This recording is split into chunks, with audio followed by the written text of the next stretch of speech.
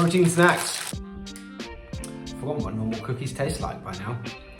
Hello and welcome to the KB6. My name's Glenn. What you're about to go through with me is a recovery day workout. Now this changes from workout to workout for me. Anytime I do a recovery workout, I'm not following a set program. What I'm doing is listening to my body and trying to give it what it needs in order to recover best. It sounds really obvious, but all too often I get asked for a full written recovery day program. And it's hard for me to really give that to people and be honest about the fact that I don't think it's the best thing for them to have. I don't think being rigid with your recovery day workout is the best thought process. I think starting to move, going through the basics of foam rolling and mobilization is important. But then paying attention to your body. How do your shoulders feel? How do your hips feel? How does your lower back feel? Is one part of your body more tense than the other? Does one muscle group need more attention than another muscle group? Well, what you're going to go through with me today is a recovery day workout that I did last week. The main focus for me was hip mobility and shoulder stability. Towards the end of my recovery workout, I went through some light kettlebell snatches in order for me to rehearse the form I want when it comes to using working weights. If this is helpful, then I'll upload these sorts of workouts, my recovery day workouts, more frequently so that you have something to follow along with. But I hope that when you go through this, that you just take ideas from it and you can use some of these ideas in your own recovery workouts. I'm a big fan of using the foam roller regularly because I think some soft tissue work is always a good idea. It's not a cure-all, but it is something akin to having like a light massage. It feels good and it's good for your muscles. So that's how I start almost every workout and every recovery workout. From there on, I play with a bunch of different movements. I hope you enjoyed this one, and if you want to see anything more specific, please let me know, and I'll try and do a video that caters specifically to you. Enjoy, and I hope you recover well from this workout. As you can see from the start, I've begun by rolling my IT band, then moved on to my quad and focused more specifically on my VMO, as I tend to cramp there quite easily. Then I moved on to my hamstrings and my calves. When I'm done with my legs, I tend to have a go at my lats with the foam roller as well. Not only because they take a tremendous amount of work throughout the week, but also because at the end of heavy pulling days, my lats tend to cramp as well, so they need a little bit of extra attention. There's no getting around the fact that rolling your lats all the way up to the point of insertion around your armpit is painful. At least it is for me. My IT bands over the years have become something that I can hammer quite a lot with the foam roller. And it's a nice kind of pain, in the same way that a sports massage is. But I never get used to rolling my lats. They always hurt.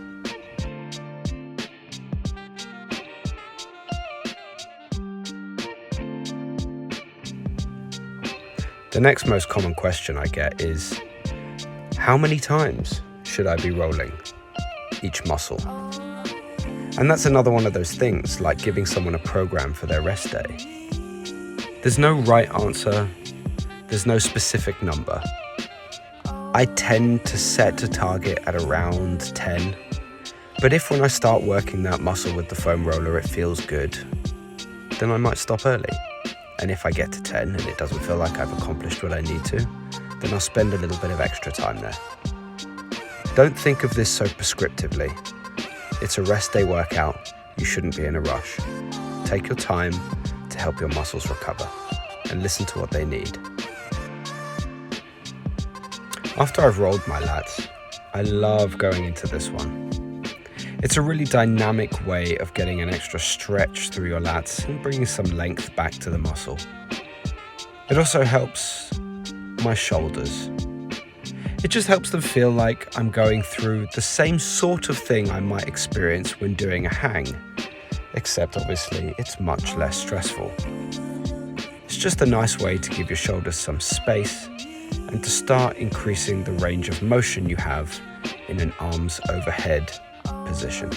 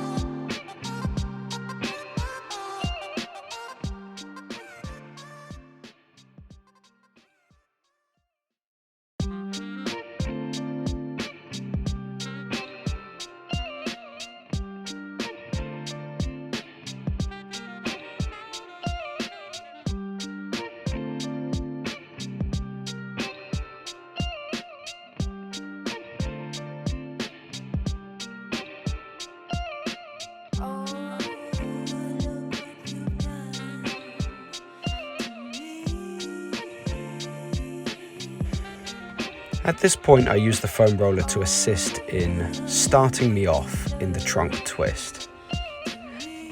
When I feel like I've got to my point of good range with the roller, I push the roller away and move into that assisted trunk twist position that you've just seen.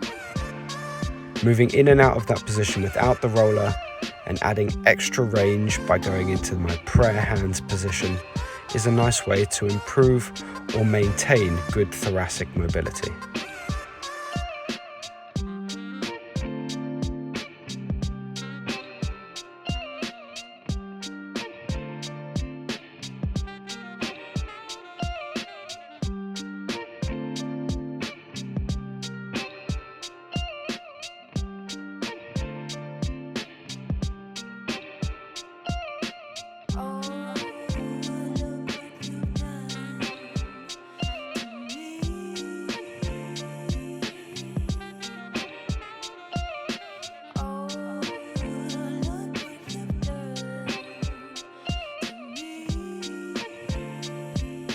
At this point in my workout, I moved on to the daddy of all stretches, the groiner.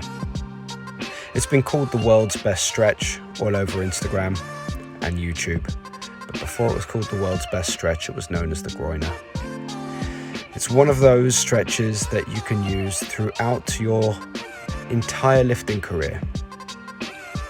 It should feel great for your spine, your lumbar spine, your hips, your adductors, your shoulders and thoracic mobility.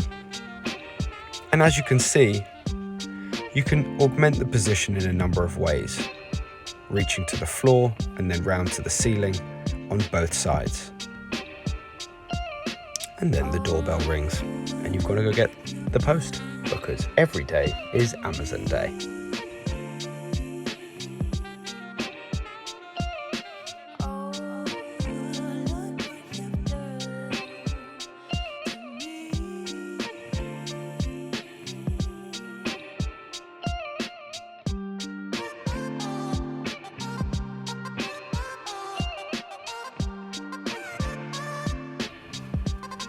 Now, this isn't a stretch I do all the time, but the scorpion stretch is one that I throw in there when I feel a little less mobile through my T-spine.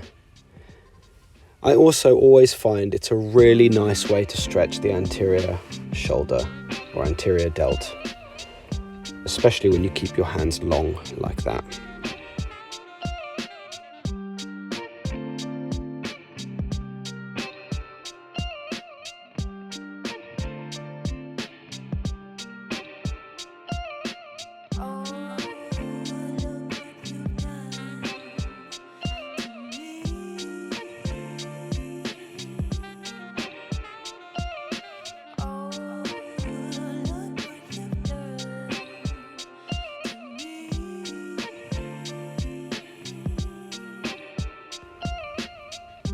Here's another one of those mobility exercises that I think should go in the category of world's best.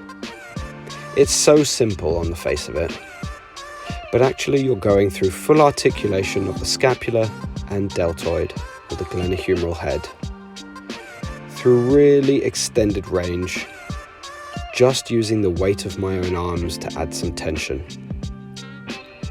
I often use this pre-workout as a way of waking up my rotator cuffs without tiring them out. It's worth mentioning that I keep my toes on the floor the entire time to avoid increasing too much pressure in my lower back. Then I moved on to the scapular press. This is a staple of movement for me. It's about healthy shoulders, healthy shoulder blades, good range of motion through my rotator cuffs, rhomboids and scapular elevators, as well as scapular depressors. It's an important one to keep in your program, whether it's on a rest day or around your workouts themselves. Now, I'm definitely no yogi, but I love using a movement like this, going from an augmented chaturanga position into down dog and ankle touch. There's so much going on here. Waking up my core, bringing a bit of life to my triceps and shoulders, adding some length to my hamstrings and some stability to my shoulders as I reach for my ankles. With each rep, I try and bring my hands closer towards my hips so that I get more core engagement and a little bit more of a challenge. It's definitely a nice movement to throw into any warm-up as well as any rest day. Then I go into some up dogs. This is more about spine articulation than anything else, although I'm always aware that in the full position of up dog, I'm keeping a little bit of tension in my core to ensure that I'm protecting my lower back. You never want to be in that position loading all of your weight on your bottom vertebrae. There's no need. Then I've moved on to a box position, and in case you can't tell, my knees are hovering about an inch off the ground as I go through alternating shoulder taps. This is about shoulder stability, hip stability, knee health, and core activation. There's a lot going on here, and it's always a goal of mine during a recovery workout to improve circulation and get some fresh blood flowing around my body and through my core, as that can often be quite tired from the week's training.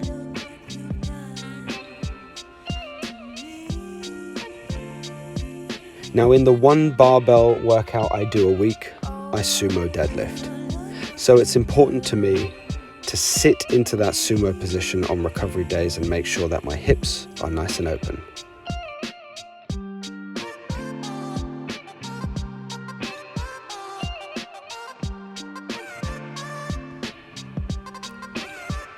This sweeping Cossack squat is really there for the same purpose. I'm driving knee ahead of toe on the bent leg side to improve ankle mobility, but predominantly this is about stretching my adductors and opening up through my hips so that I don't feel glued up through my hips.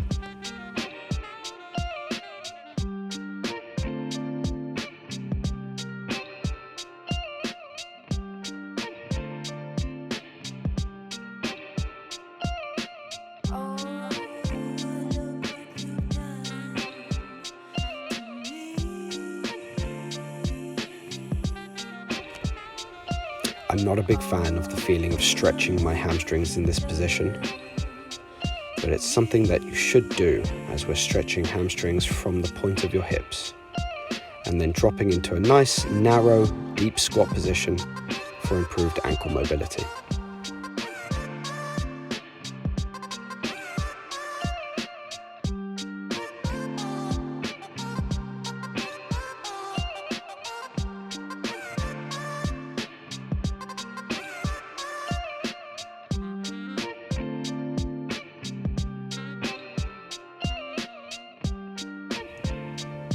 My work with kettlebells throughout the week can include a lot of bent pressing, windmills, and Turkish get-ups.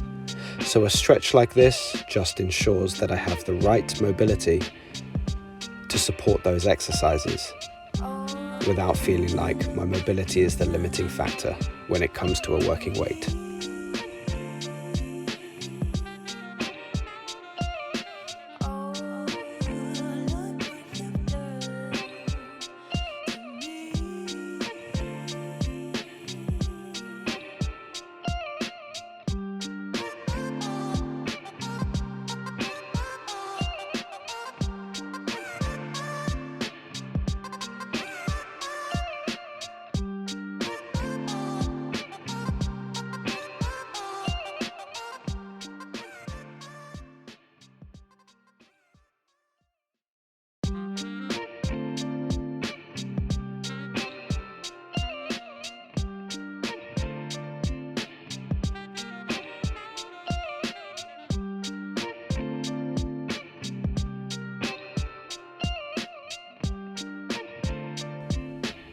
Something rarely focused on but very important is your ankle mobility and specifically your ability to drive knees ahead of your toes. This should be something that you're capable of doing and a stretch that you focus on every week. You'll improve your squat depth, and your ability to avoid injury when it comes to things like running with improved ankle mobility. So it's important you keep something like this in your weekly program.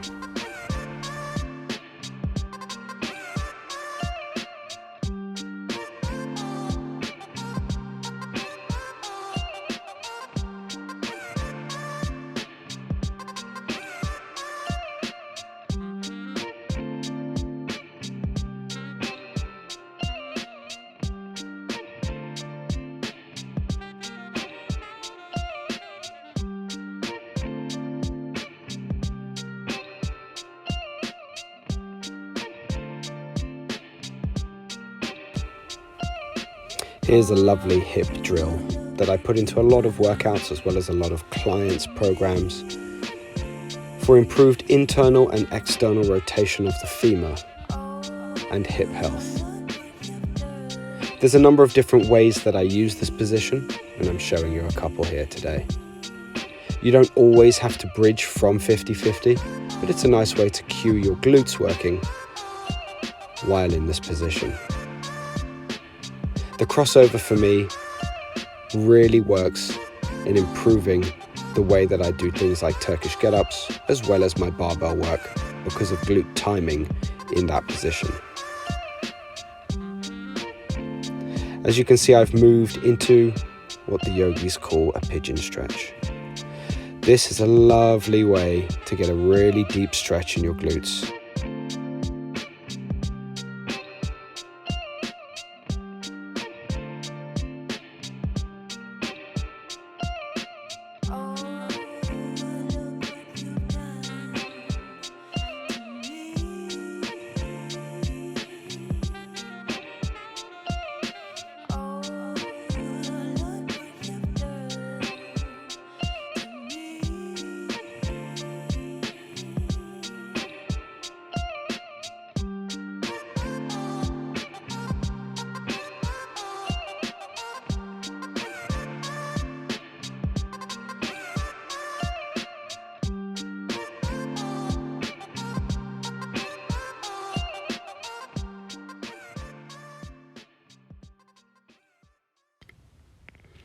After all that stretching, I've moved on to some very light shoulder stability work.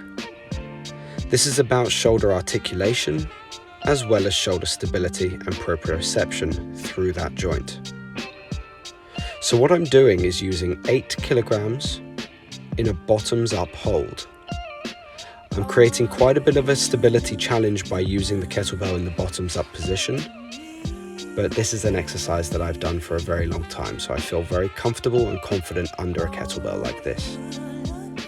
If it's your first time, please go light and hold the kettlebell as you're accustomed to rather than going bottoms up.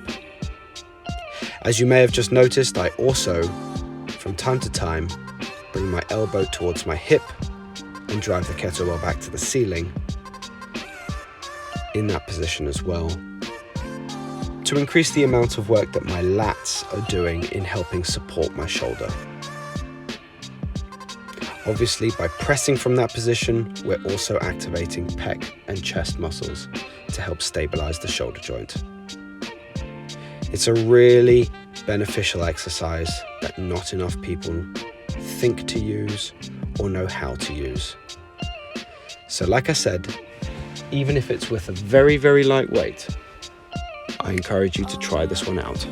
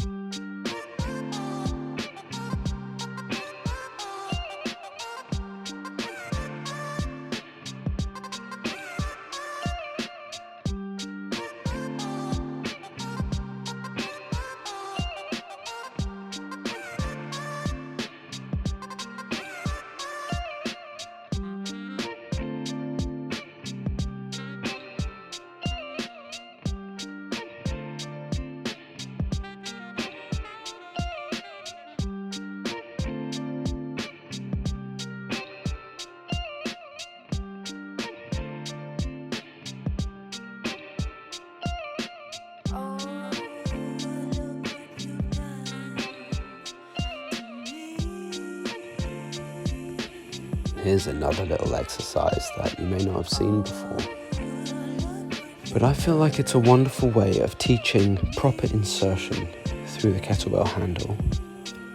Because if you don't insert your hand through the handle in the right way, you won't be able to control the kettlebell through this range. I'll be honest though, the main purpose of this exercise is to teach your lats to stay connected to your shoulders, to teach proper centration of the shoulder joint in the overhead position. It's also one of those exercises that will make your shoulders function better and be healthier. So make sure you use a light weight, especially since this is your recovery day, and give this one a go.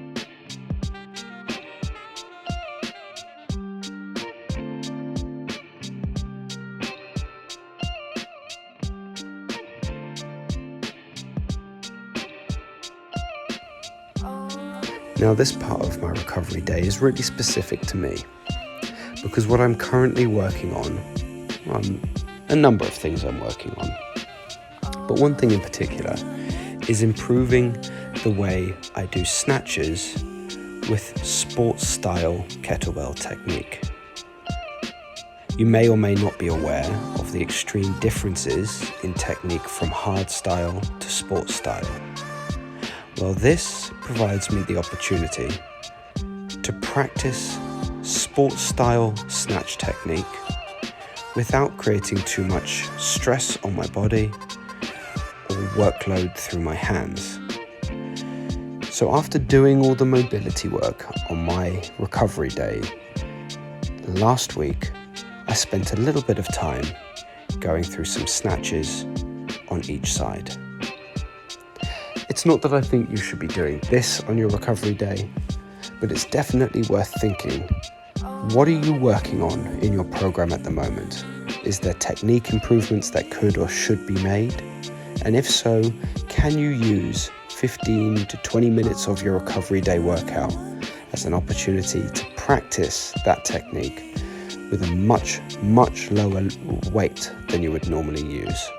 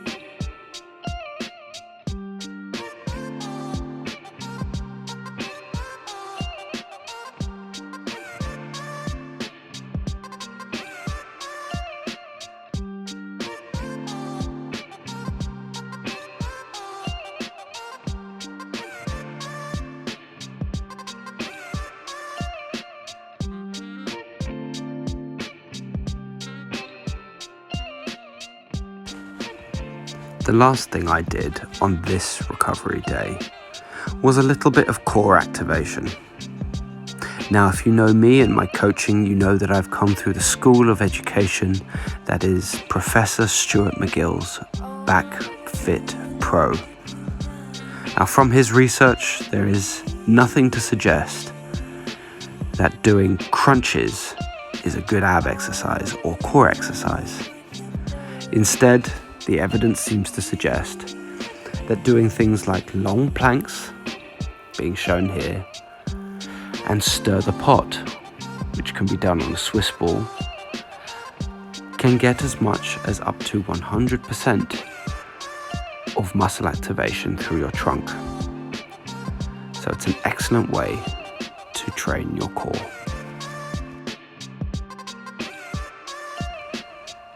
Thanks for watching. I hope you enjoyed this recovery day workout. And as I said at the beginning of the video, leave a comment below for what you'd like to see next.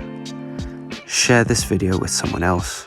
Like and subscribe for more content. Thanks a lot. Bye-bye.